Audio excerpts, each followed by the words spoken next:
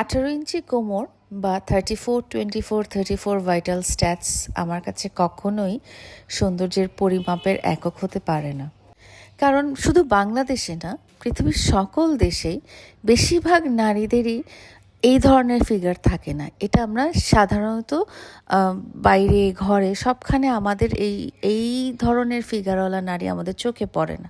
যারা খুব এক্সেপশনাল, যাদের আল্লাহ তাআলা এভাবেই সৃষ্টি করেছেন, বা যারা এক্সারসাইজ জিম এসব করে নিজের ফিটনেস ধরে রেখেছেন বা সার্জারি করেছেন, তাদের মধ্যেই বা একটা বয়সের ক্ষেত্রেই দেখা যায় এই ধরনের ভাইটাল স্ট্যাটস। তো আমি মনে করি যে এক্সেপশন কখনো এক্সাম্পল হইতে পারে না। আমাদের দেশে আশেপাশে এবং আমাদের আশেপাশে সকল দেশে বা বিদেশেও সমস্ত নারী কিন্তু এই ধরনের ফিগার থাকে না। তাদেরকে মেনটেন করে আনতে হয় বা তাদের সার্জারি করে আনতে হয়। আমার কাছে কিন্তু সৌন্দর্যের সংজ্ঞা এটা না যে ঠিক একদম মাপ মতো বডি হতে হবে, একদম এরকম চোখা নাক হইতে হবে, ভি শেপ থুতনি হইতে হবে বা চোখ টানা টানা হইতে হবে। এটা আমার কাছে কখনোই সৌন্দর্যের সংজ্ঞা না। এবং গতানুগতিকভাবে খুব ফর্সা হওয়া, সাদা হওয়া আমার কাছে সৌন্দর্যের সংজ্ঞা না। আমার আশেপাশে যারা আছেন, যারা যেমনই আছেন, যারা যেমনই সাজেন, তারাই আমার কাছে সুন্দর। কারণ আমার কাছে বা আমার চোখে আল্লাহর সকল সৃষ্টিই সুন্দর। মনের সান্ত্বনার জন্য বা নিজের কাছে ভালো লাগার জন্য আমরা মেকআপ আইটেম ব্যবহার করি, একটু অন্যরকম দেখার জন্য বা নিজের চেহারাটা ফ্ললেস বানানোর জন্য আমরা হয়তো মেকআপ আইটেম ব্যবহার করি বা সাজাগুজা করি বা পার্লারে যাই বা মেনটেন করি। বাট আমার মনে হয় যে আল্লাহ তাআলা আপনাকে যেভাবেই বানিয়েছে আপনি সেভাবেই পারফেক্ট। এখন আপনারা হয়তো বলতে পারেন, হ্যাঁ তুমি মোটকি, তুমি কালো, তুমি দেখতে সুন্দর না দেখে এইসব কথাগুলো বলছো। বাট আমি আপনাকেও বলতে চাই, আপনি নিজে আয়নার দিকে তাকান এবং আপনি চিন্তা করেন আপনি কি ওই ধরনের সৌন্দর্যের সংজ্ঞায় আপনিও কি পড়েন।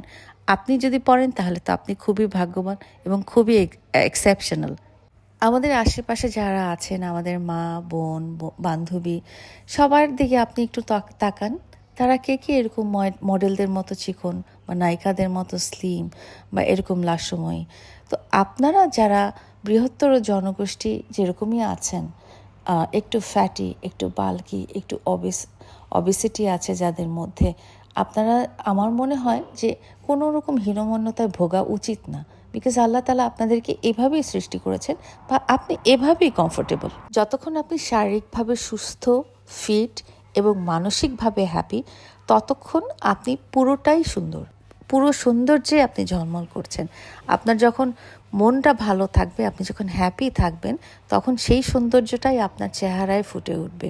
তো যাই হোক, সেদিন আমরা গিয়েছিলাম গ্রামীণ বিউটি পার্লার শনির আখড়ায়। চায়না রহমান আপুর মেকওভার আমি অনেক দেখেছি, আমার ফেসবুকের নিউজ ফিড প্রায়ই আসতো এবং তখন থেকে আমার খুব মনের ইচ্ছা ছিল যে আপু কিভাবে সাজায় বা আপুর হাতে একটা মেকওভার নিতে। তো আমি চলে গেলাম শনির আখড়ায় আয়শা মোশাররফ টাওয়ারের দোতলায় গ্রামীণ বিউটি পার্লার এবং ফিটনেস সেন্টারে। আপনারা কি শনির আখড়ায় কখনো গ্রামীণ চাইনিজ রেস্টুরেন্টে গিয়েছিলেন বা আপনারা কি গ্রামীণ বিউটি পার্লারে গিয়েছিলেন? এই দুটোই চায়না আপুর প্রতিষ্ঠান এবং এই দুটাতেই আমাদের সার্ভিস নেওয়ার সৌভাগ্য হয়েছিল। মানে একটাতে সাজাগোজা করার সৌভাগ্য হয়েছিল, আরেকটাতে ইফতারি করার সৌভাগ্য হয়েছিল। বাট যাই বলি, চায়না আপু কিন্তু অনেক ভালো মনের মানুষ এবং ওনার কাছে সাজতে যে আমার একটা অদ্ভুত সুন্দর অভিজ্ঞতা হয়েছে। উনি সবাইকে নিজের করে নেন, এত আপন করে নেন যে সাজাগোজার সময় খুব ভালো একটা ফিলিংস আসে। ওনার পার্লারে বসে থাকতে কখনো বিরক্ত লাগে না। খুবই ভালো মনের মানুষ এবং অনেক গল্প করেন। তাই তো ব্রাইডাল মেকওভার নিতে যে 2 থেকে 5 ঘন্টা টাইম লাগে, সেই টাইমটা কেমন করে শেষ হয়ে যায় বোঝাই যায় না। তো আমার মেকওভার নেওয়ার স্টেপ বাই স্টেপগুলো তো আপনাদের সাথে শেয়ারই করছি। আপনারা দেখতেই পাচ্ছেন এক একজনের মেকওভার দেওয়ার স্টাইল আলাদা। সোফার আমি অনেক জায়গায় ব্রাইডাল মেকওভারটা নিয়েছি। তো কাউকে দেখেছি প্রথমে আইব্রোটা ড্র করেন, কাউকে দেখেছি প্রথমে বেসটা দেন, কাউকে দেখেছি প্রথমে আইটা করেন। তো প্রত্যেকটাই আমার কাছে নতুন নতুন এক্সপেরিয়েন্স। মেকওভার নেওয়ার প্রথম স্টেপেই নিজেকে একদমই ভূতের মতো দেখা যায়। যদিও আমি ভূত দেখিনি, তারপরেও মনে হয় যে ভূতের চেহারা মনে হয় এরকমই হইতো। এবং সবসময় এমন না যে মেকআপ নেওয়ার পরেও আমাকে কম ভূত লাগে, না, মেকআপ নেওয়ার পরেও অনেক সময় আমাকে ভূতের মতোই লাগে। মানে ভূতের সংজ্ঞা বলতে আমরা যেটা বুঝি যে এরকম ওরকম সেরকম।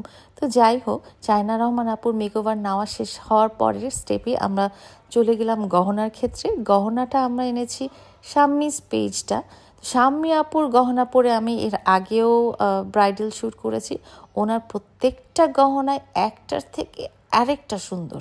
মানে আমি বউদেরকে বলবো, আপুরা আপনারা যারা সুন্দর সুন্দর গহনা খুব কম প্রাইসে নিতে চান, আপনারা অবশ্যই শাম্মী আপুর সাথে যোগাযোগ করবেন, বিকজ ওনার কালেকশনগুলো খুবই এক্সক্লুসিভ। আর এমন কোনো কালার বা এমন কোনো ডিজাইন নাই, মানে সবগুলোই মনের মতো।